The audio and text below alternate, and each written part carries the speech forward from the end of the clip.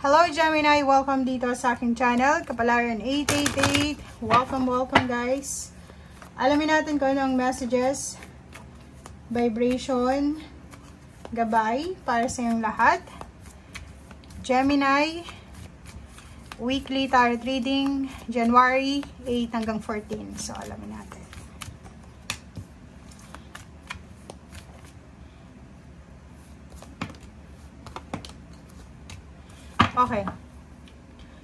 Okay, Gemini.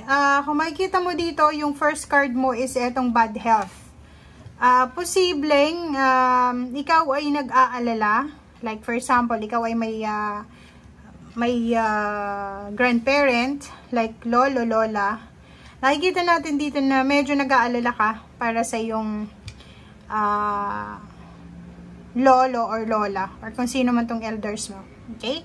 Sudden wealth, sinasabi ng baraha sa'yo dito na posibleng may ibang Gemini dito na tumataya sa loto, or posibleng nag-i-expect sila diba?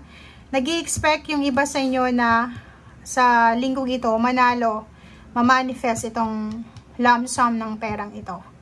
Etong mature woman na to, babae ito So, pwedeng yung lola mo, Gemini, or tiyahin na medyo may edad na, ay posibleng may sakit siya. So, pwedeng yun ang dahilan kung bakit siguro nag-expect ka ng isang malaking halagang pera sa linggong ito para sa taong ito, para makatulong ka. Okay, thank you.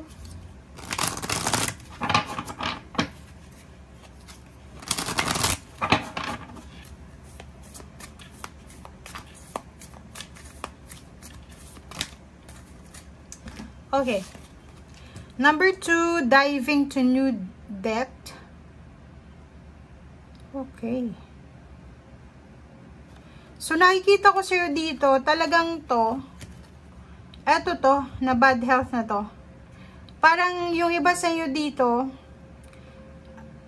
may mga marirealize kayo sa linggong ito. Parang may deeper meaning. May gusto sa'yong ipahiwatig, Gemini, ang barahang ito or ang sitwasyon na kinalalagyan mo sa ngayon. If ever man may mga ganitong situation, pero hindi naman sa lahat magre-resonate yan. Pero may iba. Dito sinasabi na may deeper meaning daw kung ano yung nangyayari sa buhay mo. Kailangan mo lang daw na mag-pause and breathe. Diba? Kailangan mag-pause and huminga ka ng malalim. Hayaan mo yung sarili mo na like for example, kung malungkot ka, 'di ba? Maging malungkot ka, 'wag mong sikilin, 'wag mong kontrolin yung emosyon mo.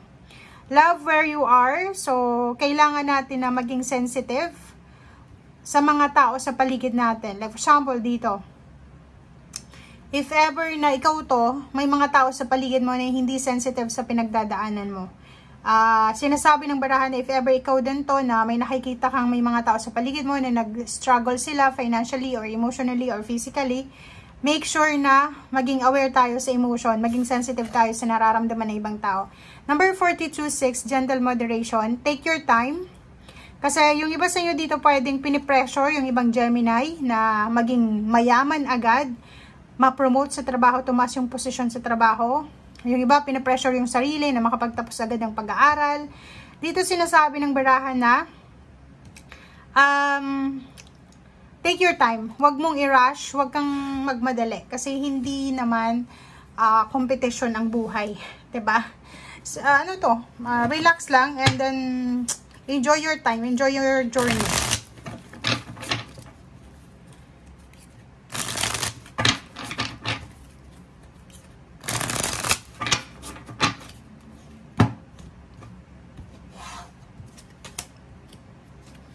Okay, first two cards natin.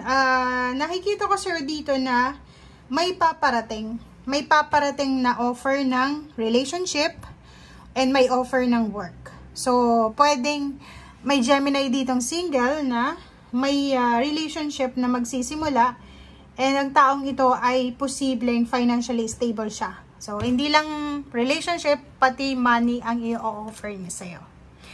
And Queen of Cups, Temperance. So, sinasabi ng baraha sa'yo dito, Gemini, na if ever man na medyo naiinis na tayo kasi ang tagal-tagal nyo ng minamanifest yung emotional fulfillment, yung kumpletong pamilya, masayang pamilya, financial stability ng buong pamilya. Pero until now, parang feeling mo, ang hirap-hirap pabutin ng 7-7 na to. So, sinasabi ng Baraha Temperance, kailangan natin ng sobra-sobrang tiyaga, sobrang sipag, sobrang pasensya, lalo na sa usaping pera and relationship. So, Page of Pentacles, sinasabi ng Baraha sa'yo dito na nakatingin ka, kung makikita mo tong expectation, same din dito. Nag-expect ka eh. So, yun lang ang problema dito, guys. Kasi, iwasan mo yung expectation. Kasi the more na mag-expect ka, the more na madi-disappoint ka. Ano man itong gusto mong gawin, ano man itong purpose mo, ano man itong goals mo sa buhay, dapat ma-enjoy mo daw yung journey. Hindi ka dapat nakafocus doon sa result. Like, estudyante ka pa lang, binibilang mo na kung magkano yung sasahurin mo for 1 year. Mali daw yun. Mali daw yun. Kasi dapat, kailangan mong mag-focus ka muna sa pag-aaral mo, and after mong makapagtapos, kailangan mo din na step by step kasi yan eh. Hindi ka dapat, hindi naman masama yung manifestation na ganon, na like for example, malayo pa pero nagdi-dream ka na, 'di ba? Yung pangarap mo parang ini-imagine mo. Pero minsan mali daw 'yon. Mali 'yon. Bakit? Kasi instead na mamuhay ka sa realidad, minsan yung ibang tao namumuhay sa imagination lang. So pagdating ng realidad, like nakapagtapos na ng pag-aaral, yung mga ini-imagine niya nung nag-aaral pa siya, hindi nangyari. Doon papasok yung depression. Doon papasok yung anxiety. So, ano lang, let it go. Enjoy your journey. Okay? So, 7 of Pentacles and 4 of Pentacles. Nakikita natin dito, Gemini, na siguro may iba sa inyo. Kasi ang Gemini, sobrang tipid niyan eh. Sobrang, sila yung pinakakuripot sa lahat. Maliban sa Virgo. Sila yung pinakakuripot. So, sinasabi ng Baraha na posibleng may savings ka or posibleng may perang hinihintay yung ibang Gemini. And simula sa 2024, January to January 1, yun yung nakaset na sa mindset mo na kailangan kong mag-ipon sa taong ito. So this week, sinasabi ng Baraha na may hinihintay kang pera. May hinihintay kang siguro sweldo, allowance, or kung ano pa man to. And yung nasa isip mo is, kailangan ko tong ilagay sa bangko, kailangan ko tong isave. Okay, the star. Ayun, sinasabi ng Baraha sa'yo dito na sa pangarap natin sa buhay, kailangan timbangin natin yung sitwasyon. 'Di ba? 9 of Swords. Yun, kasasabi ko lang sa'yo na wag tayong masyadong, wag sobra-sobra yung expectation natin.